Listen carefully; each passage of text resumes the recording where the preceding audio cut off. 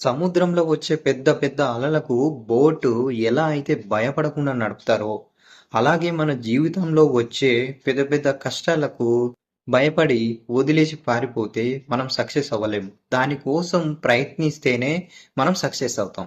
అయితే ఈరోజు వీడియోలో మనం మొహమ్మద్ సిరాజ్ గురించి మాట్లాడుకుందాం. తన తండ్రి ఏం పని చేసేవాడు? వాళ్ళ డ్రీమ్ ఏంటి? ఒకవేళ మన ఇంట్లో నార్మల్‌గా క్రికెట్ ఆడనీకి వెళ్తామంటేనే తంతారు. అయితే అటువంటిది వాళ్ళ ఇంట్లో ఒప్పించుకొని తను కష్టపడి ఒక్కో మెట్టు పైకెక్కి ఇప్పుడు ప్రస్తుతానికి టెస్టులో మస్తు బౌలింగ్ చేస్తుండు. నెంబర్ 1 బౌలర్ అయిండు మన మొహమ్మద్ సిరాజ్.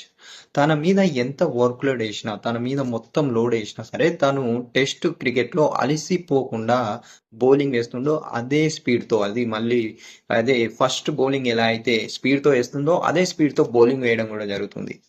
అయితే మొహమ్మద్ సిరాజ్ని ఏషియా కప్ కోసం సెలెక్ట్ చేయలేదు. ఎందుకంటే టెస్ట్ మ్యాచ్లో తను అలసిపోయాడు. అయితే పాకిస్తాన్ ట్రోఫీ ఎత్తుకపోయిన దొంగనాయలు ఏమన్నారంట, అదే ఒక రిపోర్టర్ అంట తను మన్సూర్ అలీ ఖాన్ అంట. ఆడేమన్నాడంట, ఇండియాలో హిందూ ముస్లింల విభేదాలు ఎక్కువ ఉన్నాయి, అందుకే మొహమ్మద్ సిరాజ్కి ఇండియన్ క్రికెట్ టీంలో ప్లేస్ ఇవ్వలేదు ఏషియా కప్లో. మిగతా వాళ్ళందరికీ చాయిస్ ఇచ్చింది కానీ మొహమ్మద్ సిరాజ్కి ఇవ్వలేదు అని ఒక విలేకరు అన్నాడంట.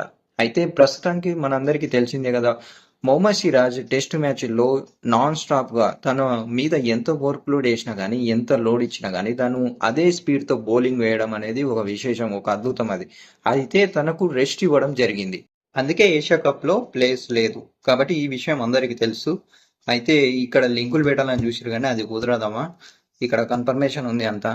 సో నెక్స్ట్ ఎప్పుడైతే Siraj Indian cricket team jersey వేసిండో అప్పుడు ఎంఎస్ ధోని ఒక మాట చెప్పిండంట, ఈ రోజు నువ్వు మంచిగా చేస్తే ఈ జనం నిన్ను పొగుడతారు, అదే నెక్స్ట్ డే నువ్వు మంచిగా చేయకపోతే అదే జనం నిన్ను ట్రోలింగ్ చేస్తారు, తిడతారు.